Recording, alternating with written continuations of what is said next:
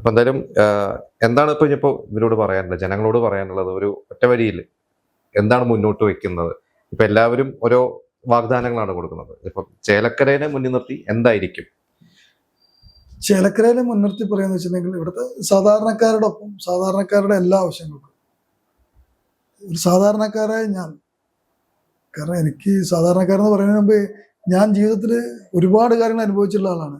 ഞാൻ സാധാരണ എന്താ പറയുക, ഒരു ഓലപ്പരയുടെ കീഴിൽ ജനിച്ചവരാണ്. എനിക്കറിയാം ഒരു വീടില്ലാത്തവരുടെ വിഷമം അറിയാം. എൻ്റെ വീട് അങ്ങനെയാണ്.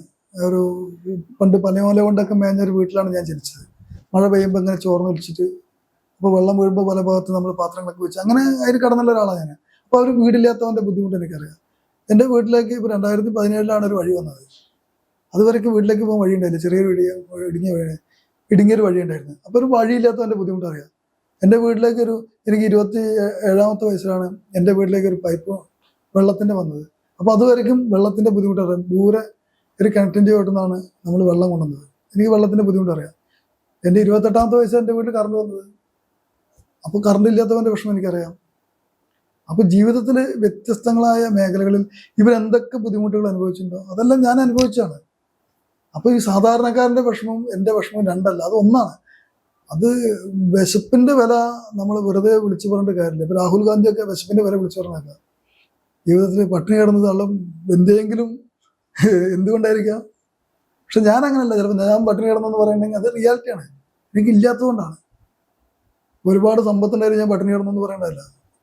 അപ്പം അത് അനുഭവിച്ച ഒരാൾക്കാണ് ഈ പ്രദേശം, ഈ ചേലക്കര പോലുള്ളൊരു മണ്ഡലത്തെ മനസ്സിലാക്കാൻ സാധിക്കും.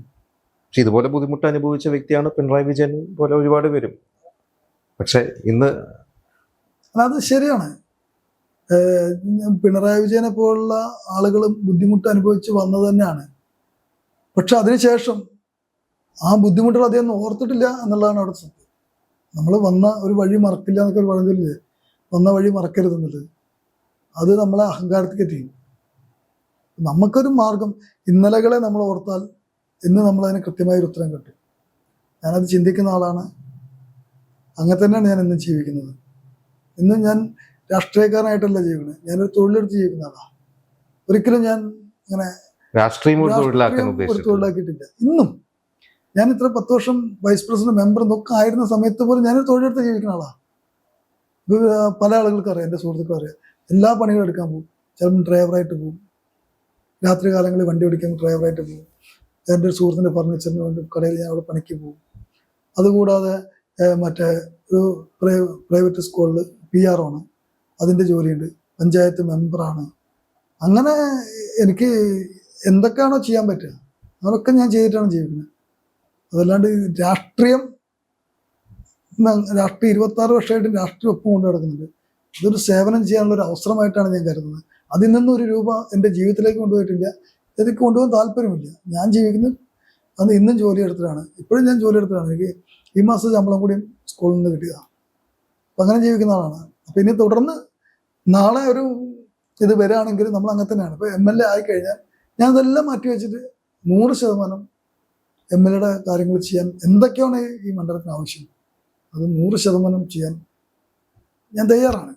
അതായത് 100% ഒരു MLA ആയിരിക്കാൻ ഞാൻ തയ്യാറാണെന്ന് മാത്രമാണ് എനിക്ക് ചേലക്കരക്കാരോട് പറയാനുള്ളത്. എന്തായാലും എല്ലാവിധ ആശംസകളും.